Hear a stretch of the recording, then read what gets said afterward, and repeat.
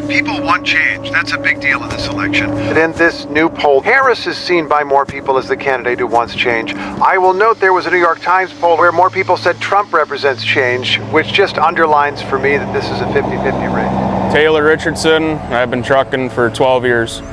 I'm hoping we can build this country back the way it used to be. The last few years have been really tough. My name is Jason, and I've been trucking for just shy of 4 years. I won't lie to you and sit here that I really follow politics, because, man, I remember being a kid and you didn't hear nobody talking about their political affiliation, and it never gotten to a point where even having a conversation about it, stuff got ignorant. My name is Jared Gaiman. I've been driving semi-trucks for just shy of 2 years. The president is like one person in D.C. I mean, I have the mindset that I'm just going to adjust to whatever happens.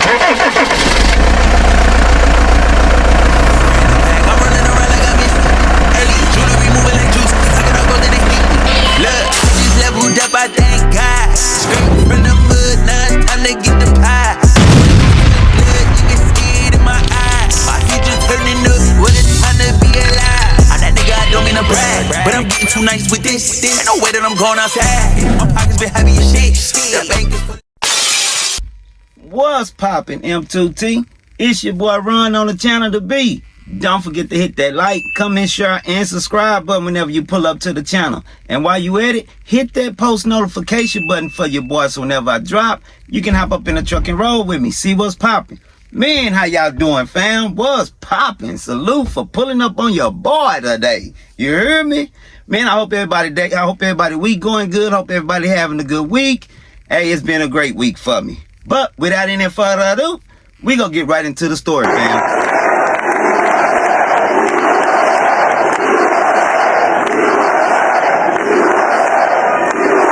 Well, I want to thank you all very much. This is great. These are our friends. We have thousands of friends in this incredible movement. This was a movement like nobody's ever seen before. And frankly, this was, I believe, the greatest political movement of all time. There's never been anything like this in this country, and maybe beyond. And now it's going to reach a new level of importance because we're going to help our country heal. We're going to help our country heal. We have a country that needs help, and it needs help very badly. We're going to fix our borders. We're going to fix everything about our country. And we made history for a reason tonight, and the reason is going to be just that. We overcame obstacles that nobody thought possible, and it is now clear that we've achieved the most incredible political thing. Look what happened. Is this crazy? To the volunteers who gave so much of themselves, to the poll workers and the local election officials, I thank you. I thank you all. Now, I know folks are feeling and experiencing a range of emotions right now. I get it. But we must accept the results of this election. Earlier today, I spoke with President-elect Trump and congratulated him on his victory. I also told him that we will help him and his team with their transition, and that we will engage in a peaceful transfer of power.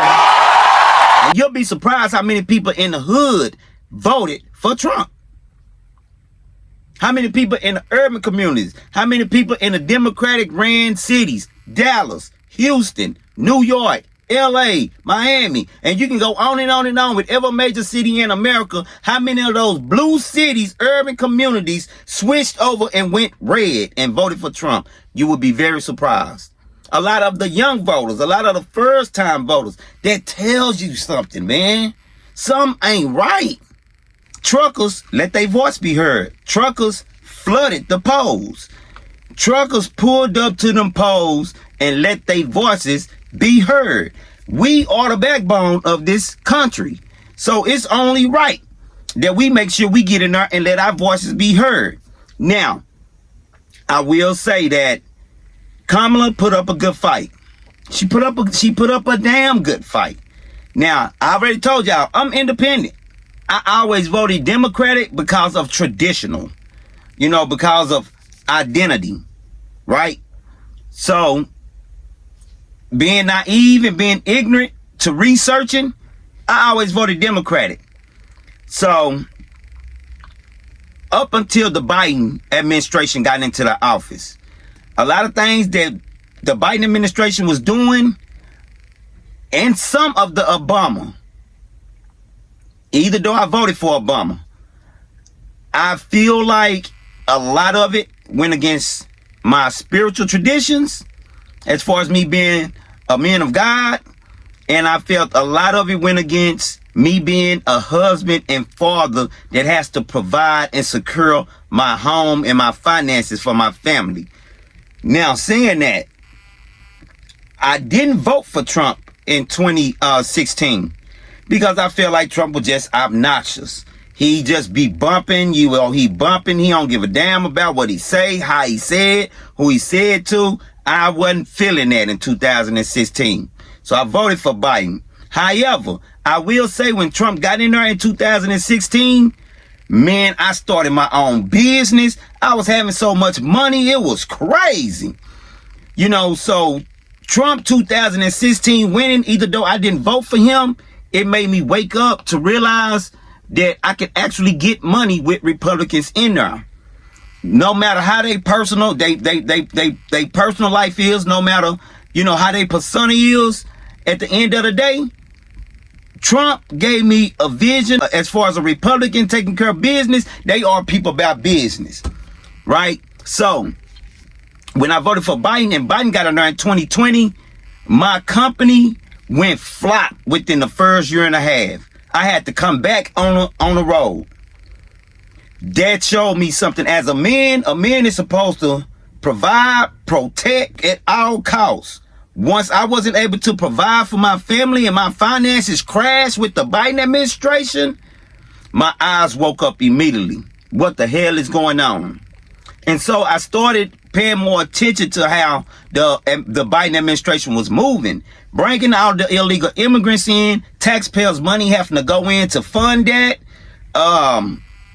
sending a lot of money over to Ukraine, taxpayer having to go into funding that, and a plethora of other things that taxpayers was having to fund, plus taxes was being raised. Gas prices out of control. Couldn't even buy bread and stuff, This wasn't just my story and my business crashing, and it was hard for me to provide for my family. This is over half of the country's perception. And how do we know that? Only way Trump could have won was if both parties go in with 100% support from each party as far as taxpayers. The only way that one scale can tilt one way or the other if one of the other parties' voters switch over and go to the opposite side. That's the only way that they go in. When Biden won, a lot of Republicans switched over and went Democratic and voted Democratic. That's how Biden got put in there. And Trump went in this presidency. He won because a lot of Democrats switched over and went Republican. He had the whole nation almost turned red. When Biden won, almost the whole nation turned blue. So what is it that the Democratic Party did, or what is it that Trump did, either or, that convinced at least 30 to 40% of the Democrat voters to go Republican? That's the question we need to be asking ourselves. As I think about that, the economy, the Democrats and Joe Biden, with the Joe Biden administration, was doing a horrible job as far as taxpayers and their well-being as far as the economy. Immigration. The reason why the taxpayers was doing so bad was because we was having to fund their immigration. Spiritual stance. Whoever is LGBT, a lot of men, godly men, opposes that. A lot of godly people opposes that. Don't mean we have something against those individuals that decide to choose to live their life like they want to, this is, you live how you want to live. I'm just saying as far as individuals and their spiritual walks and what they believe in, which we all have the right to believe in what we want to believe in, right? I believe in the Bible, which a lot of Americans do. It was going against my spiritual walk. So I believe in Adam and Eve, not Adam and Steve. So, and this is not me, and if I offended anybody by saying this, forgive me. I don't mean to have no offense. I'm just giving y'all an outlook on where I'm at with my life and my spiritual journey and my family and my well-being. So, economy, immigration, the transgendering stuff, having men off in female and girls' restrooms and girls' sports. My daughter having to use the restroom next to a man. It seems like our country is becoming very feminized, in my opinion. The men is walking around here with wigs and lipstick and skirts and dresses. The men want to play in the women's sports. The men want to go in the women's restroom. The men want to have all these different XES changes so that they can have cycles, so they can have babies. Man, the whole country is just freaked out, man. The whole damn country is going crazy. What the hell is going on? Where's the Christianity? Where's the beliefs in the Bible? Where's the standard, the structure? Where is the limitations? It's like America has turned straight Babylon, and if you know, then you know. Sodom and Gomorrah, man. And that's because a party has been implementing these different standards and structures and liberties and all of this different stuff as far as the feminine movement, which I don't have nothing against the women. Women go do their thing against the feminine movement. And it seems like even in the military, it's don't ask, don't tell. When it come to war, women can't fight these wars out there with these gladiators 7 and 8 and 9 feet, 250, 300 pounds swole with all these different choppers and all these different armory and guns and stuff. What these women go high and duck their tails. Men is supposed to battle. Men's is warriors. Men's are gladiators. It's the honor of a man to go out there and fight for his country and protect his family. But you got men in there that's getting free, exchanges on taxpayers' dollars. Not only them, the immigrants, they getting free exchanges on taxpayers. Everybody get a free. You get an exchange. You get an exchange. Everybody get exchanges. Come on, man. What the hell is going on? So you have all these different entities within the Democratic Party that they have been implementing and have been selling to their voters. And I believe a lot of their voters' eyes has opened and said, what the hell is going on, man? When you got the Republican Party saying, we're going to shut the borders down, we're going to be implementing God, and this we're going to, if you want to say Merry Christmas, you can say Merry Christmas. If you want to say God, if you want to say Jesus, by golly, you say Jesus is Lord. You proclaim God. You say what you want when it comes to the church.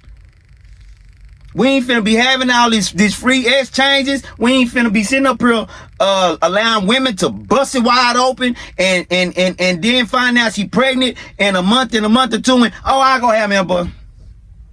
I just go and boy. Pay $400-500. Some of them probably even be able to get it free on taxpayers' money. And 75% of women that's going out there aborting these babies are African American women. You don't see Hispanics, Chinese, Caucasian, Muslim. You don't see these other cultures of women aborting babies like the African American woman. And it seems like the Democratic Party is so radical and liberal at this moment. I ain't saying later on. I ain't saying during Bill Clinton. I ain't saying through some of the other previous. I'm saying with this administration, it's so liberal until there's no structure. There's no standard. There's no line. It's free for all. Everybody free for all. Everybody free for all. Ukraine, you come get a check. Russia, you come get a check. Iran, you come get a check. You get a check. Everybody get a check. Who money is that? Oh, it's the Democratic voters' money, the taxpayers, and the rest of the taxpayers in the country. Republican, I believe a lot of the Democratic voters, a lot of the truckers, a lot of us have seen through what the Democrats are doing and has said enough is enough. This don't have nothing to do with Kamala. You know, her personally. It don't have nothing to do with her personally.